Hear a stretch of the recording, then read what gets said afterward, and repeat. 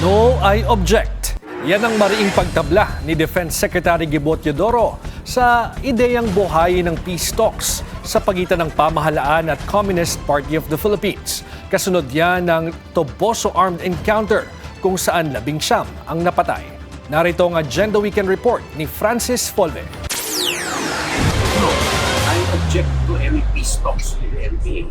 Matigas ang pagsalungat ni Defense Secretary Gibo Teodoro sa lumulutang na buhayin ng peace talks sa pagitan ng gobyerno at rebelding grupong New People's Army o NPA na di umano'y sangkot sa madugong engkwentro sa Negros Occidental. The Filipinos are at peace. They are the ones disturbing the peace. So why should we talk to them? They're committing crimes. Plain and simple. And it's terrorism. Plain and simple. So to call for peace talks is to elevate the morality of their cause to something legitimate, which I cannot accept. Hindi ko matatanggap. Dinipensahan din ni Teodoro ang mga sundalo na kabilang sa brigadang nakabakbakan ng mga umano'y rebelding NPA sa Toboso. Dinalaw rin at binigyang parangal ng ilang opisyal ang mga sundalong nasugatan sa engkwentro. Matakit mo, sa Negros Occidental, tuloy-tuloy ang tigasing ng mga kagam. Ang daming evacuees na tinalagaan ng gobyerno. Anong inaatupag ng NPA? At aminado may NPA.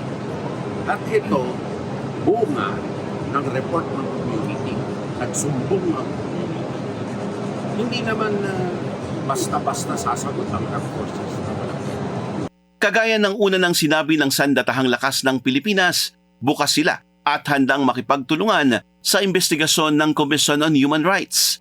Dagdag ng kalihim, sa dami ng ginagawa ng AFP, hindi na dapat dagdagan pa ang trabaho ng pag-iimbestiga at pagtukoy sa mga nanliligaw sa hanay ng mga militar para mag-aklas at bumaliktad sa gobyerno. You know why I'm confident? They prove it every day. Despite the setbacks that some people may give. For example, nangyari sa Toboso, ginagawa ng ating mga sundalo ang kanilang trabaho.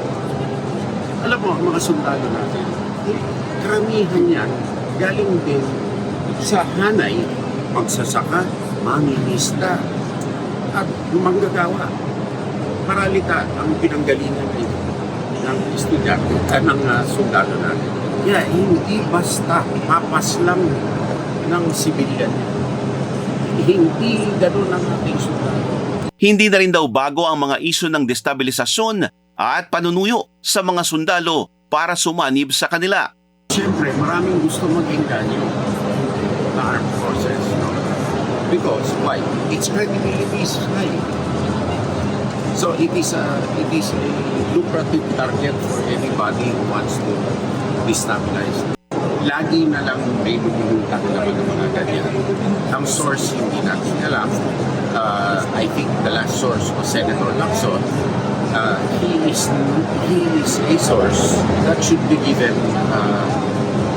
to be listened to. No? Because he knows of what he speaks. So, be that as it may, wala pa kaming tutumbok na any active duty na members of the armed forces na kasama sa kahit anumang institution. Kaya naman patuloy daw ang kanilang trabaho na nakatuon ngayon sa humanitarian assistance, pagbabantay sa cybersecurity at ang ongoing na balikatan exercises.